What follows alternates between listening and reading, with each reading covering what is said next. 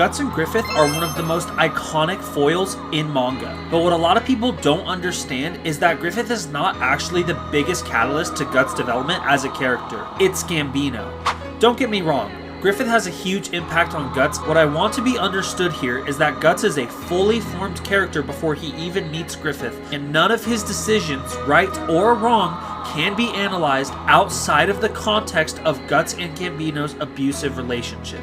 Gambino is a slimy, selfish, hateful man. He hates himself. He hates himself because he knows these things about himself but is unwilling to change. A common behavior from people who don't think highly of themselves is to project their behaviors onto another person, so that when they abuse that person, they feel like they're in some way addressing their own foul behavior. Gives Guts a sword at age 6 and attempts to teach him to be a killer. But when Guts shows he's beginning to understand swordplay and actually gets a nick in on Gambino, Gambino punishes him by scarring his face for life.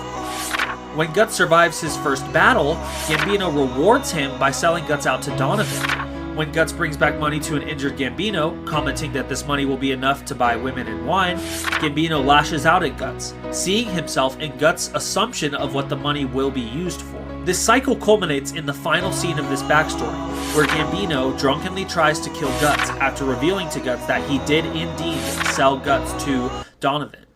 He's unable to bear the weight of his own sins any longer and decides that killing Guts will relieve him of his guilt. So when we read the Golden Age and think that Guts' choices have mostly to do with his dynamic of Griffith, we're wrong.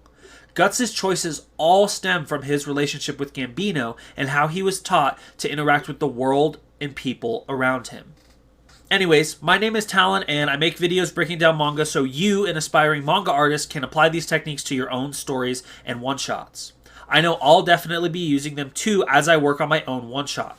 Hit that follow button and like button as those really help me out, and stay tuned for more updates on my one-shot and more manga breakdown videos like this. Peace.